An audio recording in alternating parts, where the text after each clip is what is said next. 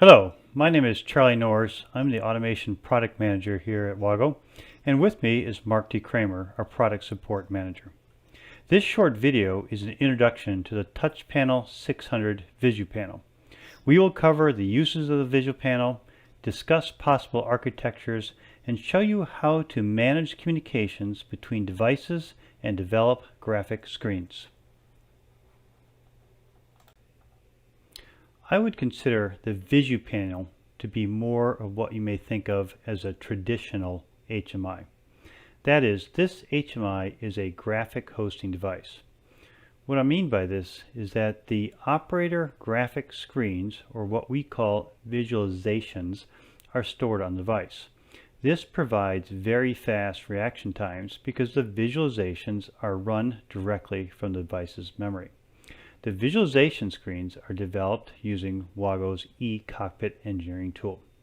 And to animate the data, the Visu panel can connect to WAGO and third-party devices via Modbus TCP to read and write dynamic tags. And if you are using a controller that supports codices-based network variables, you can also use this protocol to share data between devices. I know what you may be thinking. When would I use a Visu panel? Well, in applications where you have multiple PLCs in your system, the Visu panel is a great choice.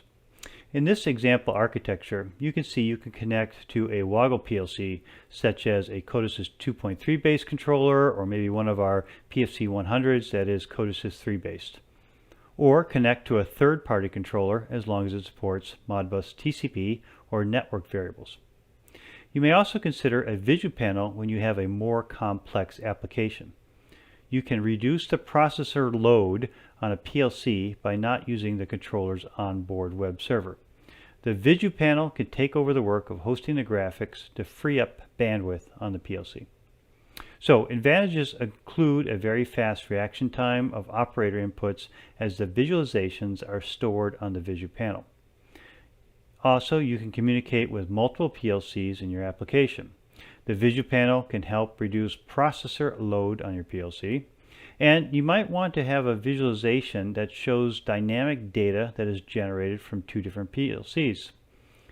For example, the wind speed on the graphic may be generated from a PLC that is located on the ground, but the cooling temperature may be coming from a third-party PLC that's located in a tower. Using the Visu panel, it is very simple to display both of these tags on one graphic.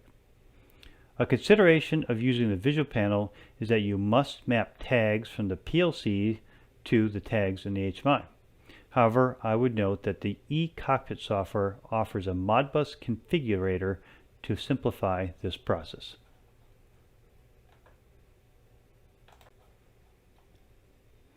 This is the view of the Visu panel's interface ports. It has what we call the PiO2 configuration. There is a 24-volt DC removable connector to power the device. It has two configurable Ethernet ports. That is, you can configure the ports to act like a switch, or you can set them up as independent ports with separate IP addresses. I would also like to mention that the Visu panel comes with an onboard firewall and VPN. So if you're concerned with network security in your application, you can enable the firewall and or the VPN to enhance cybersecurity. The device has two USB ports that can be used with an external keyboard and mouse, and it also has an audio port if you want to provide operators with acoustic feedback. Next, Mark will show you a demo of the Visu panel. This diagram is the architecture of the demo. There are two PLCs that communicate via Modbus TCP to the HMI. The first is a PFC 200 that uses Codesys 3 based eCockpit program, and the second is a WAGO XTR Codesys 2.3 based 75880 PLC. Mark will use eCockpit's Modbus configurator to set up communications and develop the graphics for the Visu panel that he will download to the HMI. So it looks like Mark is all set. As Charlie mentioned, one of the advantages of the TP600 Visu panel is the ability to view information from multiple controllers on the same visualization.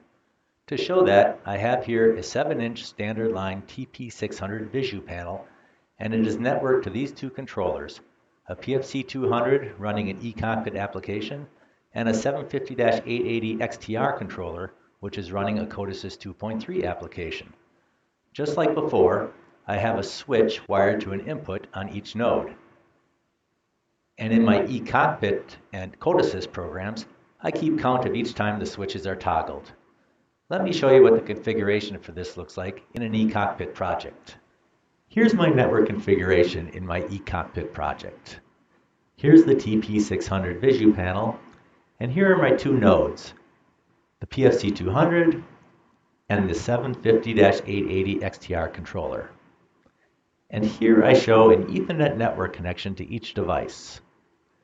Note that even though the 750-880 was programmed using Codesys 2.3, I can still create a network configuration in eCockpit to help me share variables between the devices. Let me show you what those configurations look like. For the PFC200, the configurator allows me to select from a list of variables from the PFC200 project and map those to the Visu panel. Once the variables are mapped to the Visu panel, I can then assign those variables to different objects on my visualizations, such as the counter value and the pilot light. In the case of the 750-880, instead of selecting from a list of project variables, I create a list of PLC variables that are mapped to specific %M register locations, and then I map those variables to the Visu panel. If you are familiar with %M registers, then you'll recognize these register locations. And then ultimately, here's my visualization in my eCockpit project that will be downloaded to the TP600 Visu panel. I'll just go back online now and we'll run the application.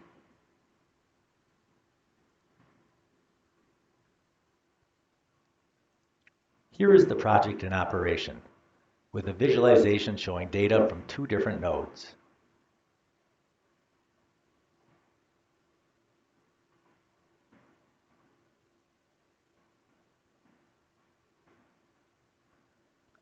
And that's my TP600 Visu panel demo. We hope you found this information helpful. If you have any questions on the TouchPanel 600 Visu panel, please contact your local WAGO representative or give us a call. Additional information such as product data sheets and manuals can be found on our website at wago.us. Thank you for attending.